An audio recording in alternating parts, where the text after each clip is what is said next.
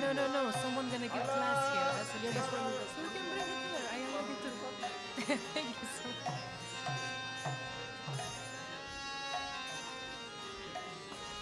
Thank you.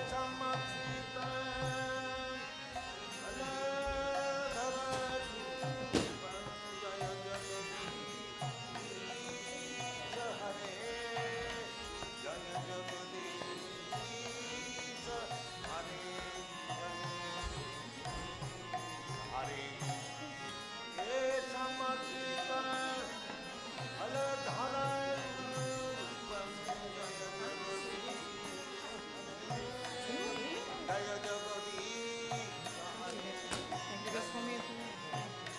You guys sit and sing here. Not here.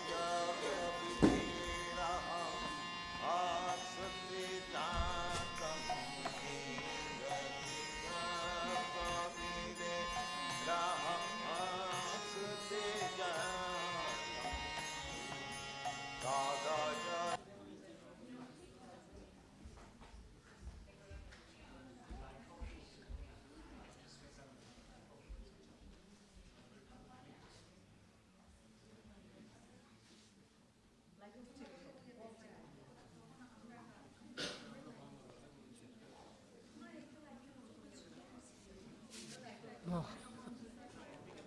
More cushion.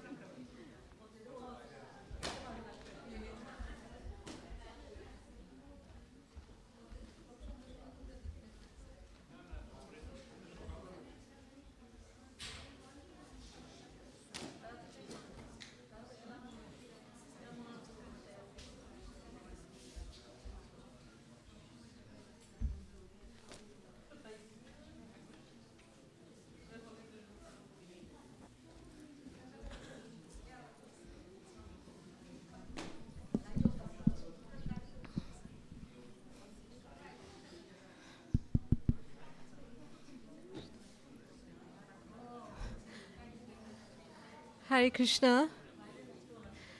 Can I hear you greet back? Hare Krishna. That's wonderful. So thank you so much for joining us here this evening at the Bhaktivedanta Manor. I'm sure you're all waiting to observe the arti that takes place at 7 p.m. this evening. So in that time, whilst we are waiting, we will have a bhajan. Jai Radha Madhava, Osteya will sing and she will lead us and then we will follow. And thereafter, I will attempt to speak something from Bhagavad Gita. So the song that she's going to sing is Prabhupada would always sing it prior to speaking, and it's become the standard practice within ISKCON for us to sing this bhajan about glorifying Radha Madhava, which is Srimati Radharani and Krishna. It's non-different here in the form of Sri Sri Radha Gokulananda in the groves of Vraja. So please join us, and then we'll sing the Maha Mantra a bit as well. Thank you.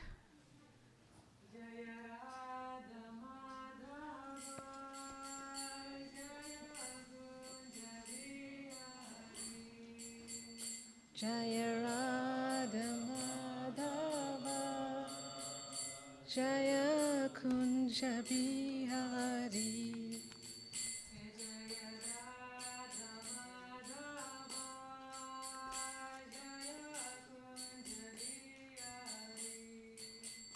Jaya Radha Madhava, Jaya Kunja Bihari.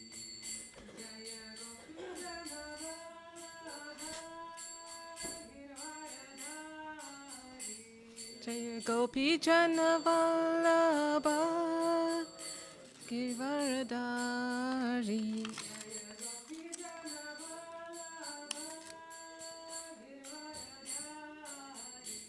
Jaya Gopi Jana Vallabha Radhari Yashodanandana Braja Jana Ranjana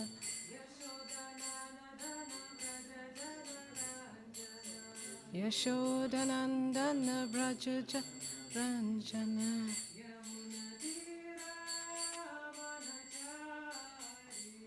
Vanatira Vanachari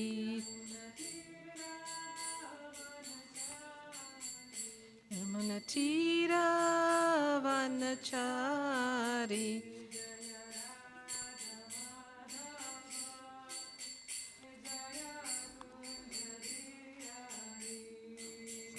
Jaya Radha Madhava Jaya Kunja Bihari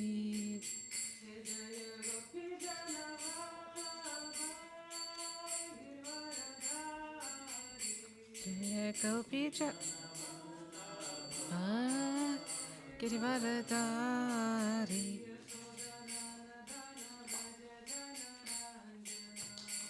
Sadanandana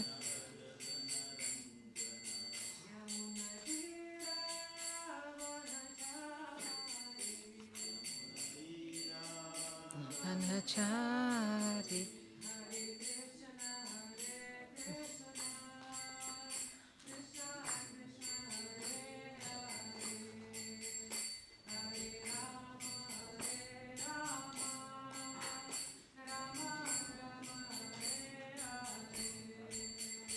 Hare Krishna, Krishna Krishna, Hare Hare, Hare Rama,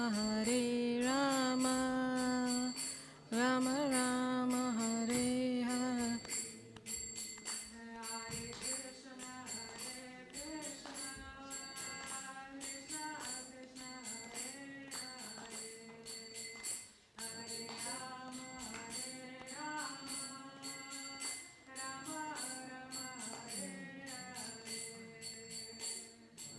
Krishna Hare Krishna, Krishna Krishna, Hare Hare, Hare Rama,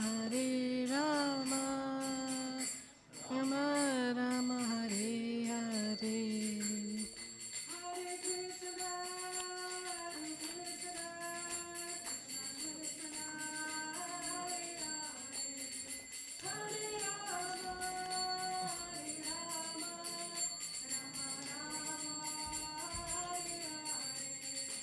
Hare Krishna, Krishna Krishna, Hare Hare, Hare Rama, Rama Rama, Hare Hare.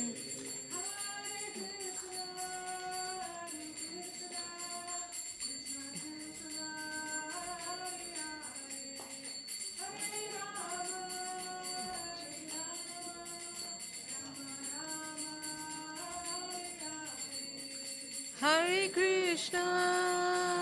Krishna, Krishna Krishna, Hare Hare, Hare Rama, Rama Rama, Hare Hare.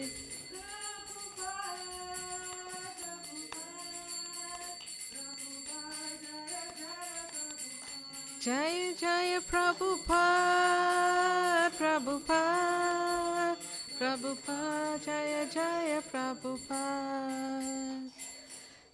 Jayam Vishnupad Paramahamsa Parivrajagacharya Astu Tarasata Shri Srimad Abhayachandravinda Bhaktivedanta Swami Maharaj Srila Prabhupada Ki Jai.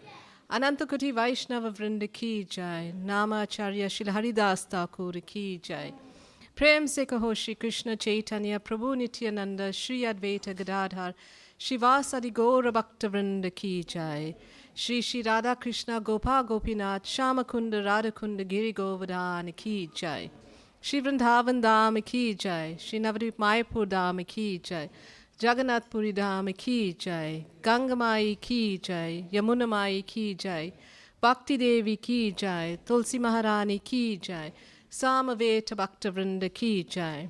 The Lordship Sri Sri Radha Gokulananda ki jai.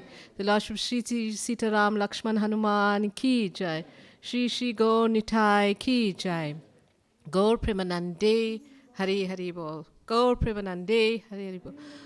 All glorious assembled devotees, Hare Krishna. All glorious assembled devotees, Hare Krishna. All glorious assembled devotees, Hare Krishna.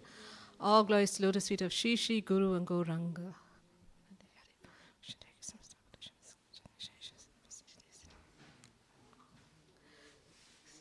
So once again, welcome to the evening program here at the Bhaktivedanta Manor. It's extremely pleasing to see all of you choosing to spend your Saturday evening here in the presence of their lordships, having his darshan, and choosing to listen and bring your family along and participate in this Krishna Katha, which is obviously for the ultimate benefit of everyone. So today I've been requested to speak from Bhagavad Gita, chapter 5, text 24. And here at the manor, it appears that on a daily basis, the Bhagavad Gita is recited in the evenings, and it's going in chronological order, which is something that we should try to adopt in our own personal lives as well. If we could just take perhaps 10 minutes a day to read one shloka from Bhagavad Gita, it will help us, in maintaining our Krishna consciousness, in delving deeper into the philosophy of Krishna consciousness. Because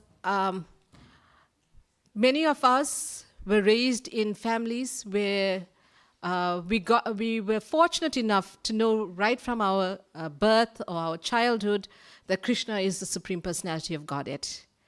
But it's very important for us, particularly as parents, in a generation where people are prone to question things. And it's good to question, because we should not take anything for granted in life. So as parents particularly, we should be in a position, if our children ask us questions, to be able to give them, philosophical understanding of who Krishna is, why we worship him, etc. Otherwise, whatever we are doing is simply ritualistic and out of sentiment. So having that foundational understanding and that knowledge is all contained in our scriptures. So we encourage everyone to also, Srila Prabhupada has so mercifully translated all the Vedic literature into English and other languages as well. It's subsequently been into other languages, including Tamil, Telugu, Gujarati, Bengali, even Arabic. So it's been made accessible to everyone so that we can read, we can benefit out of Srila Prabhupada's purports and be able to assimilate this knowledge and share it with others as well. So tonight I will attempt to share my limited knowledge on this particular shloka, and I'm going to be reading from Bhagavad Gita, chapter 4, text 24. So as is customary, before we read from scripture, we will say invocation prayers, and that is, if you'd please, I will call out and you can repeat after me. Om Namo Bhagavate Vasudevaya. Om Namo Bhagavate Vasudevaya. Om Namo Bhagavate Vasudevaya. So, Bhagavad Gita, chapter 5, text 24. Yo anta sukho antaramas tathanta jyotir evaya sa yogi brahma nirvanam brahmo bhota digachati. So I'll repeat it once again. Yo anta sukho antaramas tathanta jyotir evaya sa yogi brahma nirvanam brahmo bhoti adigachati. 524. Would you like to repeat? So if anyone's got a copy of Bhagavad Gita with them, or even on your phone, if you want to go and follow, it's on chapter 5, and you can go to Veda Base as well. All the books are there as well online. So we're reading from chapter 5, text 24. I'll go through the synonyms and perhaps you can repeat after me. Ya, one who, anta sukha, happy from within, anta rama, actively enjoying within, tata, as well as, anta jyoti, aiming within, eva, certainly, ya, anyone, sa, he, yogi, a mystic, Brahma Nirvanam, liberation in the Supreme, Brahma Bhuta, being self-realized, Adhigachati, attains. So the translation of that shloka, which was in Sanskrit, and now Srila Prabhupada has translated it into English, one whose happiness is within, who is active and rejoices within, and whose aim is inward, is actually the perfect mystic. He is liberated in the Supreme, and ultimately he attains the Supreme. So the purport by His Divine Grace A.C. Bhaktivedanta Swami Srila Prabhupada: unless one is able to relish happiness from within, how can one retire from the external engagements meant for deriving superficial happiness? A liberated person enjoys happiness by factual experience. He can therefore sit silently at any place and enjoy the activities of life from within. Such a liberated person no longer desires external material happiness. This state is called Brahma Bhuta, attaining which one is assured of going back to Godhead, back to home. Om Jnana Timirandasya Jnananjana Salakaya Chakshurun Militam Yena Tasmei Shri Gurave Namaha. Shri Chaitanya Manobhistam Stapitam Yena Bhutale Swayam Rupa Kadamayam Dadati Swapadantikam. Vande Ham Shri Guru Shri Yuta Padakamalam Shri Gurun Vaishnavamscha. Shri Rupam Sagrajatam Sahagana Raghunathan Vitam Tam Sajivam. Sadvetam Savadutam Parijana Sahitam Krishna Chaitanya Devam. Shri Radha Krishna Padan Sahagana Lalita Shri Vishakhan Vitamscha. Hey Krishna Karuna Sindhu Dina Bandhu Jagatpate Gopisha Gopika Kanta Radha Kanta Namostute. Tapta Kanchana Gourangi Radhe Vrindavaneshwari Vishabhanu Sutadevi Pranamami Hari Priye. Vancha Kalpatarubhyascha Kripa Sindhubhe Vacha Patitanam Pavanebhyo Vaishnavibhyo Namo Namaha. Shri Krishna Chaitanya Prabhu Nityananda Shri Advaita Gadadhar Shivasadi Gaura Bhaktavrinda. Hare Krishna, Krishna Krishna, Hare Hare, Hare Rama, Rama Rama, Hare Hare. Hare Krishna, Krishna Krishna, Hare Hare, Hare Rama, Rama Rama, Hare Hare. One more time. Hare Krishna, Krishna Krishna, Hare Hare, Hare Rama, Rama Rama, Hare Hare. So as many of you might be aware, yesterday was the auspicious occasion of Gita Jayanti.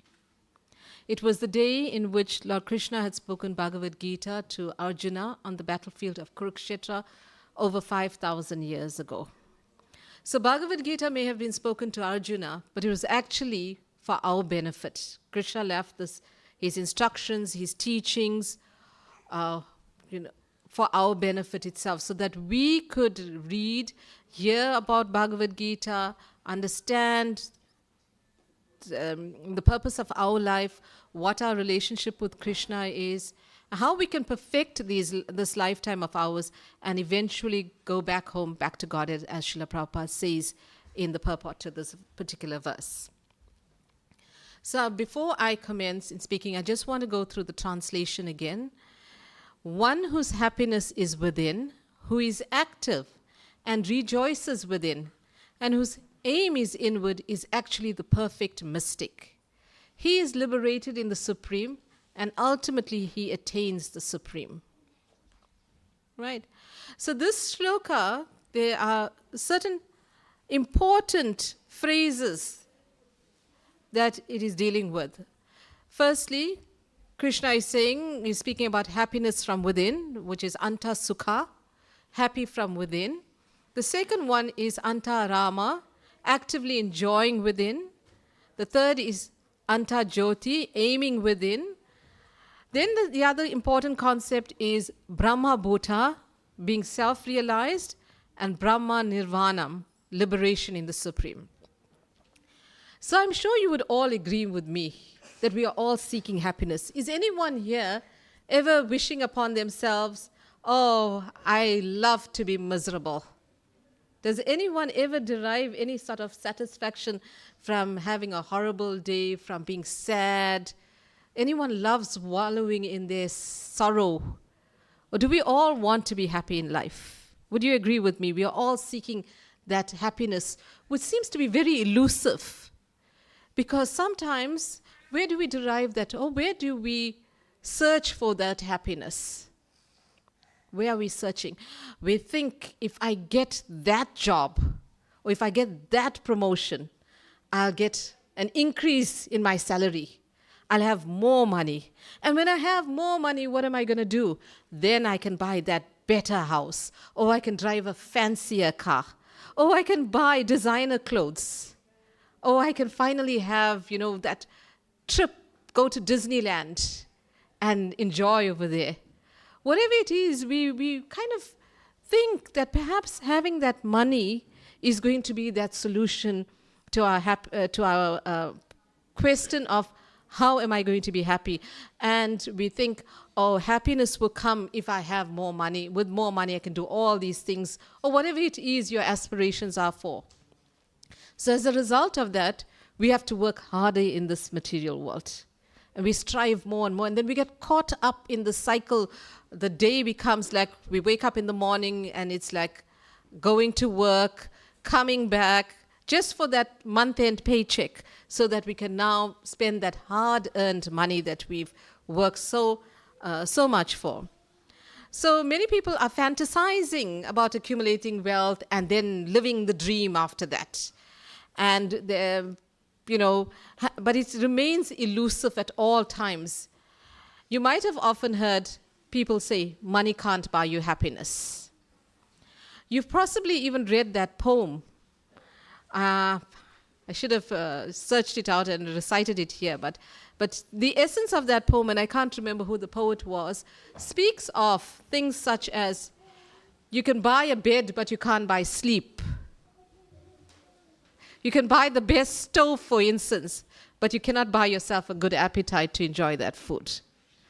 So all of these things, the material possessions cannot necessarily bring you the happiness or provide you with all the means that you require in life to be self-satisfied. Right? So, but we also hear people say, no man is an island. You probably heard that phrase, no man is an island. What does that mean?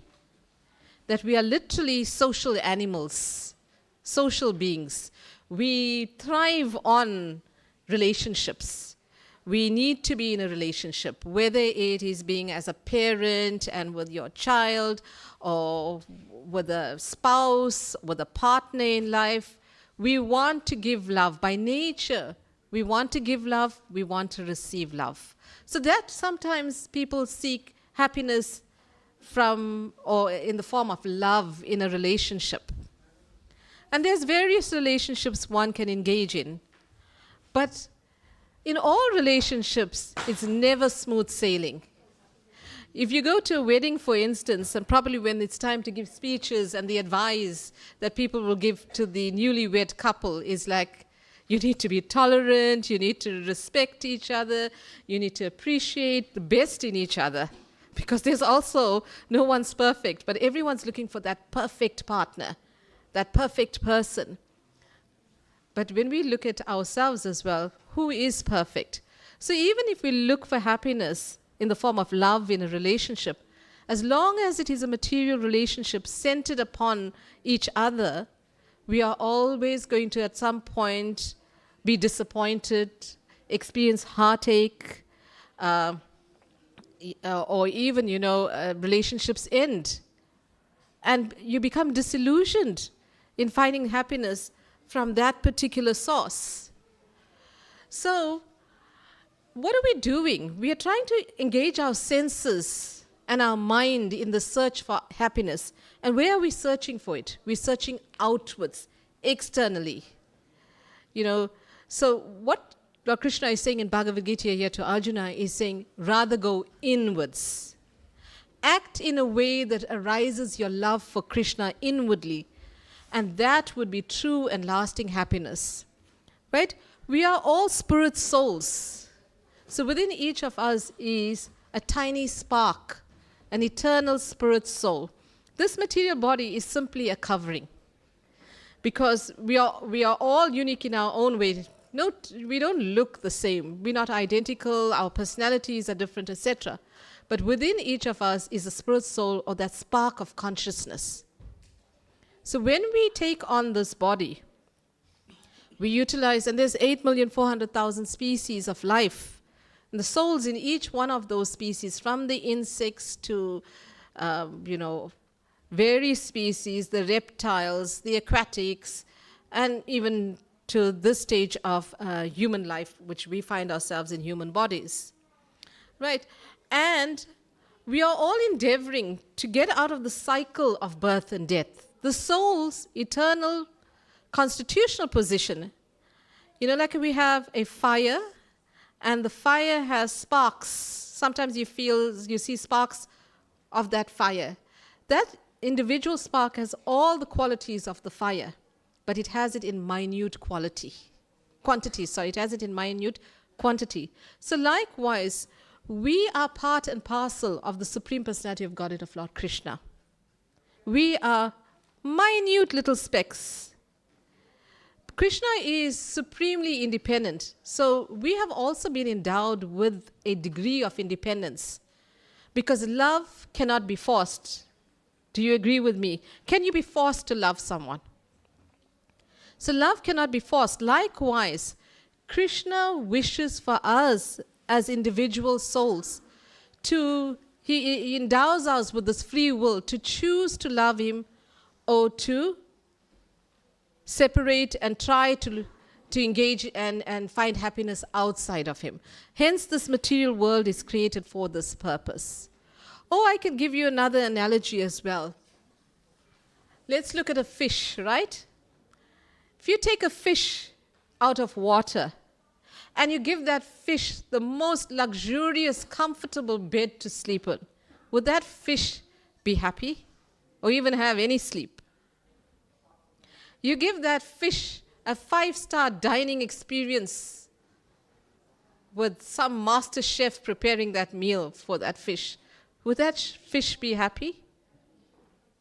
You find that fish the most beautiful woman. Would he be happy, that fish? No. What does that fish want? Water. The fish's natural habitat is to be in water. Then only it can survive. So just like that, our natural inclination or our natural constitutional position is to serve Lord Krishna. And from there only, in our natural state, the spirit's soul's constitutional position is to serve. We find ourselves as well, whether we serve our senses, we're serving someone, but intrinsically our nature, we can see it even on an external platform, is we want to serve. So just like that fish, we are currently out of water. And I'm not sure if you've seen, I remember seeing this music video. I don't know who's familiar with Harry Styles, the musician, former One Direction. You're right. That music video of his, Let Me Adore You, do you remember that? Have you seen it? You remember that little fish? And the fish grows bigger and bigger and bigger, and he gets a bigger fish tank, and he puts it in different apparatuses to try and accommodate this fish. Eventually, where does that fish go? He leaves the fish back in the ocean. Right? So we need to go back to Godhead. That's when we will be satisfied. Otherwise, it's just like, when you torture people, it happens in reality, so I believe, as war prisoners and in the movies you would see, if they want to capture a spy, if they capture a spy or somebody and they want information out of that person, what do? Dunk them in water, right? Torturing them. And they don't kill them. They just keep on dunking them. And when they're about to drown, just lift their heads up. Then what does the person do? They gasp for some air. And they want answers out of that person. And then dunk the person again if they're not giving them the answers. So this is our experience in this material world. We are receiving what we believe that air, that breath of air, for us is fleeting moments of happiness. Other than that, the majority of our lives, there's a duality of material nature. With happiness, there'll be sorrow on some days. Never can we be in that permanent state of happiness for as long as we are engaging our senses in material sense gratification. So we need to be back in our original state, right? And if we are trying to enjoy through our senses, we are never ever going to achieve that happiness permanently.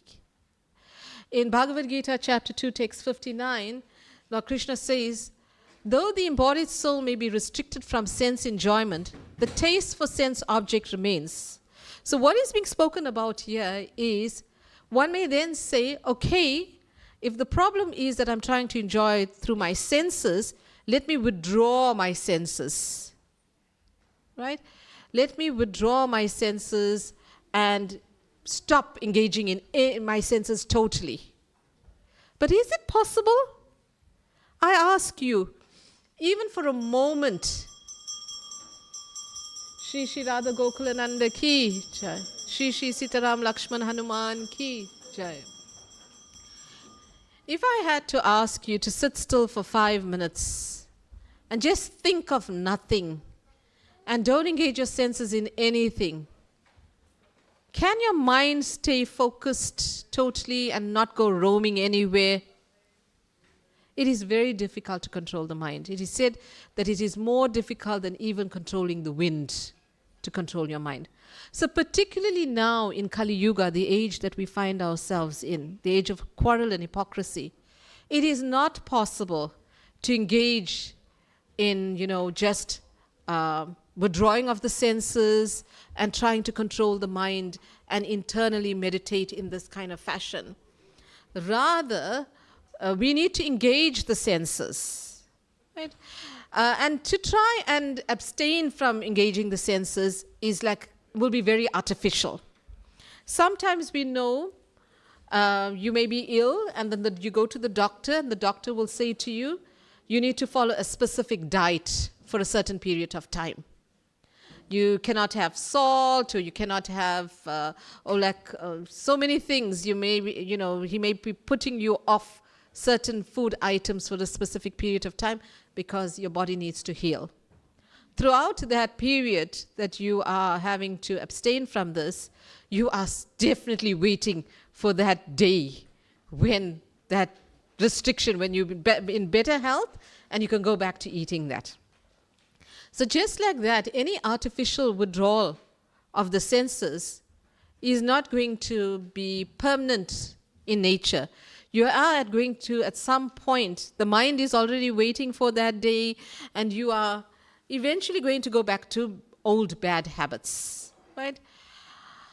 We can only experience bliss when we engage our senses in devotional service. So all our senses, we can engage our tongue, which is very difficult to control, because we know our tongue gets us into lots of trouble.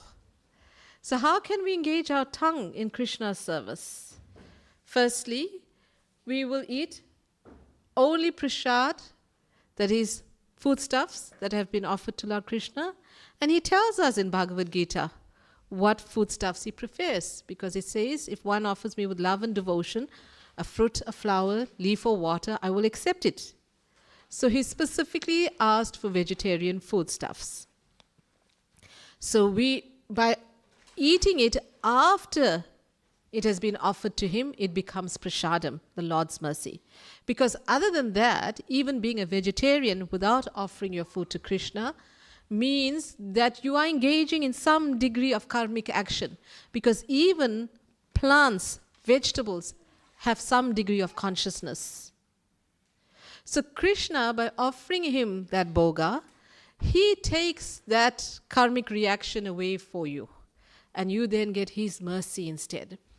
And we can engage our tongues by chanting the Maha Mantra. Right? So repeat with me. Hare Krishna, Hare Krishna, Krishna Krishna, Hare Hare. Hare Rama, Hare Rama, Rama Rama, Hare Hare.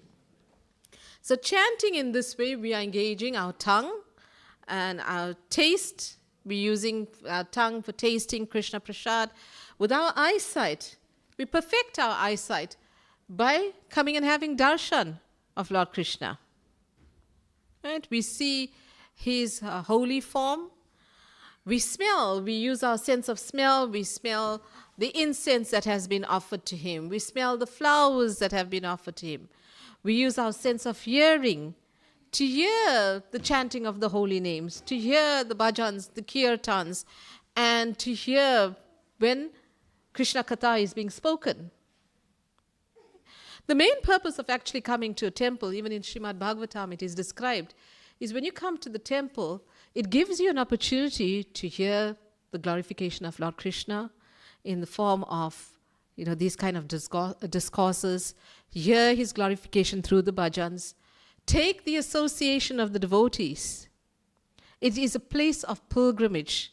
Visiting a temple is no different than visiting the holy dhams in India, Vrindavan, Mayapur, Jagannath Puri. All those holy dhams exist in a temple because the Lord is present here. And you're in the association of Srila Prabhupada and his teachings. Right? And we can engage our sense of touch by engaging in deity worship. So in this way, we are dressing the deities, you're engaging your touch, you're making garlands for Krishna, etc. In this way, our senses can be purified. So it is said, and I'll go back to the first line of this verse, unless one is able to relish happiness from within, how can one retire from the external engagements meant for deriving superficial happiness? So what is being spoken about here? Important points. Krishna is saying, unless you are able to relish happiness from within, you cannot give up, you cannot retire from the external engagements meant for deriving superficial happiness. So when we are engaging in all these external activities with our senses, that is superficial happiness, because like I discussed earlier, it's so superficial, it's temporary in nature. You enjoy it one day, how much of a good thing can you have? Right? If you, I must say, this week, broccoli has been on the menu quite often on the temple prasadam, right? So you eat it day one, you love it, right? Second day you eat it, yeah, you're still okay with it in a different, perhaps it's made into a different dish, different combination of spices or cream is added to it, okay, good. But if you're going to have it every day, you eventually, you get put off it. But when you engage in Krishna conscious activities, it is infinite. It is actually ever increasing. The joy, the bliss you find from it never ceases. It actually heightens because it is spiritual in nature. I request you, please, try it out. You've got nothing to lose. We try so many things out in our material activities. Why not give this a try? And be sincere and engage New Year is coming now. People are going to make so many resolutions. Every New Year, we know, if you check with the gyms, gym membership increases in January because everyone's made that resolution that they're going, one of their goals for this year is, I'm going to lose weight. Right? We all make these New Year resolutions and have our goals for the coming year.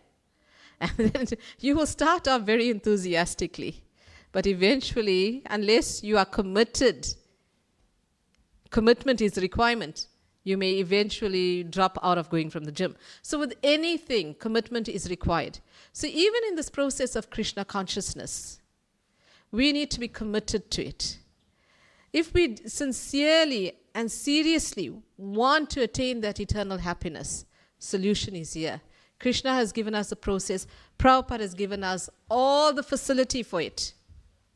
All we need to do is commit to it. So I just want to give you this one example as well. So if you're coming back to this translation here, that unless one cannot relish happiness from within unless one gives up that external engagements which are giving us superficial happiness. So what it's literally saying to us, you cannot give up something lower unless you experience something higher. Right? So no one's going to give up something unless they've got something better to turn to. Right? So there is the pastime that is described in Srimad Bhagavatam. And Prabhupada in the purport, it's from the 4th canto of Srimad Bhagavatam, chapter 7, text 7. In the purport, there, Srila Prabhupada explains the story, and the essence of it is that the greatest treasure is not material, but rather spiritual. So once there was a poor Brahmana who was worshipping Lord Shiva, and we all know that Lord Shiva is a great Vaishnava, is a great devotee of Lord Krishna, and he is very merciful. So he is easily pleased. So this particular Brahmana wanted, he had pleased Lord Shiva, and he had approached Lord Shiva, and he said he wants the best benediction. So Lord Shiva, being very kind to him, told him that he should go to where Sanatan Goswami is, and Sanatan Goswami is one of the is a direct disciple and close associate of Chaitanya Mahaprabhu, who we know is none different from Krishna, and he had appeared 500 years ago in West Bengal. And in this age of Kali Yuga, Krishna has come in the form of Chaitanya Mahaprabhu and has given us this Yuga Dharma of chanting the Maha Mantra. So in different ages, there were different processes that have been recommended for our spiritual realization. So whereas in the other ages, elaborate temple worship was that process, or offering fire sacrifices, performing yagyas. And mind you, those fire sacrifices are not how we know our yagyas or havans to be right now. Those fire sacrifices would be lit with just a mantra being spoken. The fire would appear. We now need to take a lighter or matches and strike that to start the fire, just with Vedic hymns. That's the potency of yagya in that age and the purity of those that engaged in it. So in this age, none of those are recommended. Rather, the chanting of the Maha Mantra, because our minds, even engaging in meditation, like I said earlier, our minds are so difficult to control. It cannot remain still. So this process of chanting the Maha Mantra is the Yuga Dharma for this particular age. So coming back to this, Sanatan Goswami was an associate of Chaitanya Mahaprabhu, who, as I mentioned, is none different from Krishna. Lord Shiva had directed this Brahmin to go to Sanatan Goswami. And when this Brahmin got there, he saw in Sanatan Goswami's place where he was staying that there was a touchstone, and it was in the corner there with all the garbage. And then he said to Sanatan Goswami, or he rather asked him, please can I have that touchstone? And Sanatan Goswami said, yeah, take it, you can have it. So he thanked him, was elated, because he got the best benediction now. What is a touchstone? It is a gemstone. A gemstone that, if you touch iron with it, it can transform it to gold. So can you imagine if anyone has this kind of touchstone, how wealthy they would be, how much of gold they could create. And gold translates to money, and money translates, as we said earlier, you can have all the pleasures, the sensory pleasures that you can get, and in the hope that you would have happiness. Money can buy happiness, like I said earlier. So in this way, this Brahmana took the touchstone, very excited. He subsequently thought a bit deeper, and he said, hey, why was this touchstone there with the garbage? And why did he if I had that touchstone, I'm asking you to be a bit introspective here, if you had a touchstone, would you give it away? And yes, Sanatana Goswami just gave it away. So surely he has something better than the touchstone. Agreed? Why would you give something so valuable away unless you've got something better? So he said, let him go back and ask Sanatana Goswami, why was this in the garbage, and what do you have that is better than this that you were so willing to give it to me? So Sanatana Goswami said, are you ready to receive something better than the touchstone? And of course he was, because he wants the best benediction. So Sanatana Goswami said to him, I will give you the best thing that I have if you go and throw this touchstone away into the Yamuna River. So he did so. And then what did Sanatana Goswami give him? He gave him the Maha Mantra, right? Hare Krishna, Krishna Krishna, Hare Hare. Hare Rama, Rama Rama, Hare Hare. So, just like that, it is said that what is the significance of throwing that touchstone away? Right? The touchstone represents our materialistic desire. When we want to enjoy wealth or the enjoyment of our senses separately from Krishna, we sabotage our spiritual efforts. We think of ourselves as the proprietors of our wealth. Everything we proudly and we jealously guard. This is mine. I worked for it. This is my house. Everything, it's all about me and my. We make ourselves the center of our lives and all our possessions, what we so desperately and work so hard for, and we have that sense of proprietorship. We consider the fruit of our own work. We then become attached to that, and we fail to realize that everything actually happens and comes from the Lord and should be used in His service for His pleasure. So, artificial renunciation is also not recommended in Bhagavad Gita, because in chapter 5 of Bhagavad Gita, Arjuna begins by still being confused, because earlier Krishna said you should renounce everything, but then he's saying you should work in devotion. So what is it? Should I renounce or should I work in devotion? So he starts off the first shloka of chapter 5 of Bhagavad Gita is asking Krishna that. Is it renunciation? Which is better? So we find ourselves in that situation where we cannot renounce everything, but we need to engage everything in Krishna's service. So even your family, they have been given to you. You have a responsibility to your family. Not to just provide for them materially. And I'm not saying, please do not misunderstand what I'm saying. I'm not saying you should neglect them. I'm not saying you should not provide for them. I'm saying make them devotees of Krishna as well. So that everything, all your hard-earned money, is then used in Krishna's service, because they appreciate everything and they connect everything to Krishna. It is necessary for us to eat, right? So what are the 4 main activities that we engage in? Eating, sleeping, mating, and defending. Right? We go to great lengths to get our food together, right? We go to work to earn money, to go and buy the best vegetables, etc. And we want to spend our time preparing very nice preparations. The dog on the street is surviving nonetheless. He finds his food however he finds it, a stray dog. He still survives. He doesn't need to go into so much of effort. He sleeps, even if he's sleeping out on the street, but he's still having a night of sleep. And we go through so much of endeavor. What I'm saying is, let's live simple lives. Srila Prabhupada said, simple living and high thinking. So yes, we need to do all these things, but let's do them simply and not make them the center of our lives and become so fixated with that we lose the opportunity that we have in this lifetime, in this human body. Because as human beings, we are able to differentiate, unlike any other species, between what is right and what is wrong.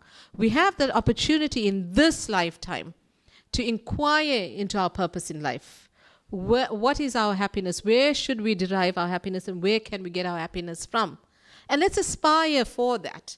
Otherwise, we are like what I was saying about the touchstone, self-sabotaging ourselves. Sanatana Goswami's order to throw away the touchstone signifies a call to renounce materialistic desire. If we want spiritual life, the best benediction, we cannot simultaneously try to satisfy our own senses. That's like rowing a boat while the anchor is still out.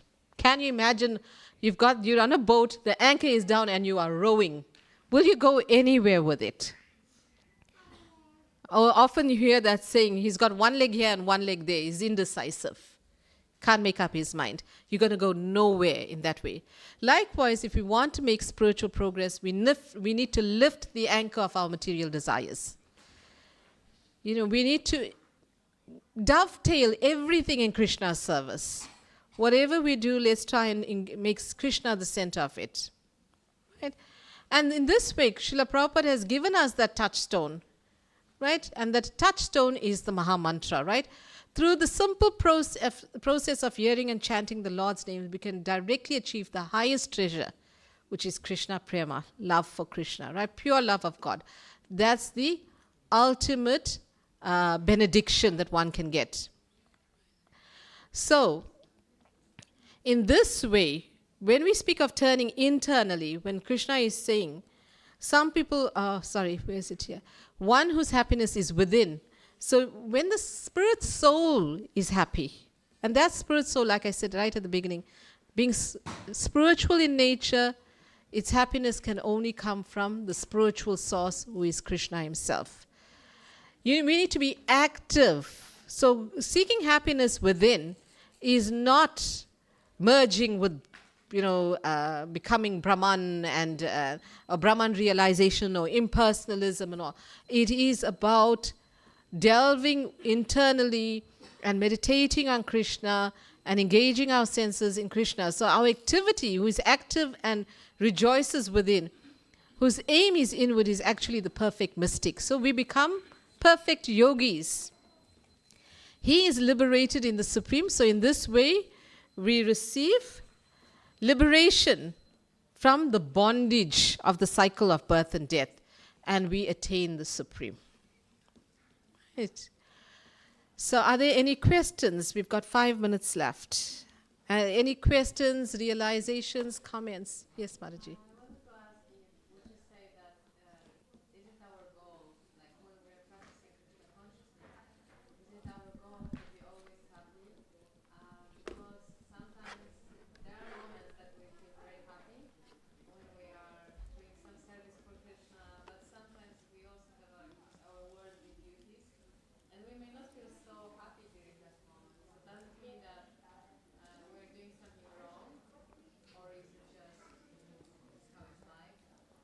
Yeah. So we are still in the material world, right? Therefore, it is, like I said earlier, it's impossible to internalize and just shut out the world. But the degree of commitment we have. So with everyone, we are going to always have, there's always obstacles. It's said in the path of a pure devotee is strewn with, thorns. So those are going to be tests. There are going to be challenges coming your way. And we have those, nobody said it was easy. The process is simple, but it is your degree to that degree of your surrender. As Krishna says in Bhagavad Gita as one, as you surrender unto me, I shall reward you accordingly. So yes, the endeavor is there. We make that endeavor, but we are not pure devotees yet. So the challenges will exist, particularly for ourselves who are in the Grihastha ashram, who have family responsibilities. So sometimes people say, we have to perform a balancing act. But actually, what are we balancing then? We're balancing our material activities with our spiritual activities. And yes, agreed, I am in that situation as well, where I have a job, I work, but I try my best. We need to work to survive, because we've been conditioned in this material world that without money you cannot do anything. But let not all our labor go only in satisfying our senses. Let's make that time in our life. Because not all of us are guaranteed retirement. We've seen that during COVID. If anything COVID has taught us is how temporary this life is and how death can come at any time. Right? I don't want to turn this into a whole gloom and doom talk. But the reality is we cannot be in this illusion of how wonderful this world is. We need to find our way out, and get that ticket that ensures. And that ticket is hanging on to Srila Prabhupada's lotus feet. So as much as, and I'm sure the Lord is very merciful, that, He will give us that which we lack. He says so. He will give us that which we lack. So all He needs is to see that sincerity and that endeavor. Yes, as you said, the path is not easy, but we need to take those steps. We need to also create a support system, have association of devotees, reveal your mind to others who can help you. You don't want to reveal your mind to those that are just going to, pay you lip service, just listen to you and they can't really help you. So your association is important, associating with devotees who are practicing Krishna consciousness, because from them you can get support, you can get guidance as well. And they can help you, they can give you advice and nourish you spiritually as well. So it is important for us to take that opportunity to study Bhagavad Gita, like I said right at the outset of the class, on a daily basis. If you don't have a copy of Bhagavad Gita as yet, particularly Srila Prabhupada's Bhagavad Gita as it is, because I know there's hundreds of versions of Bhagavad Gita, but this version of Bhagavad Gita, Srila Prabhupada right at the outset illustrates how it is coming directly from Lord Krishna. So please, if you don't have one, get a copy at the book table out there. If you do have one over the festive season, get some books and gift it to others. That's the best gift you can give anyone. Thank you very much. Hare Krishna.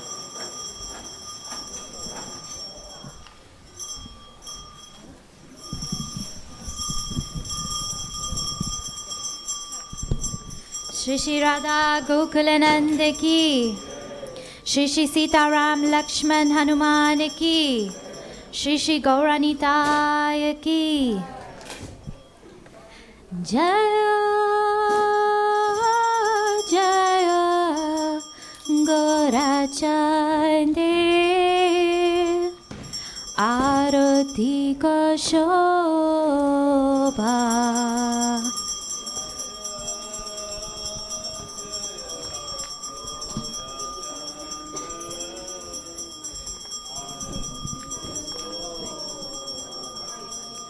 Jaya Jaya Gaurachande Arati Ka Shobha.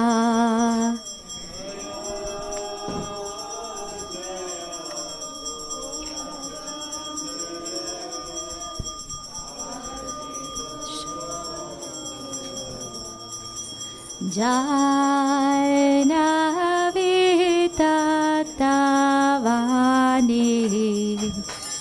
Jagamanalobha.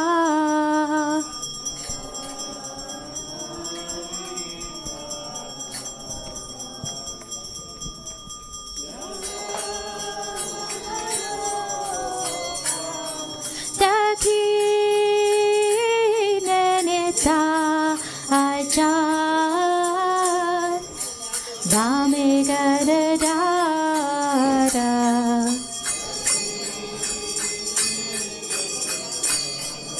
Ajan Vamegadadara Nikate Advaita Srini Vasa Chatradara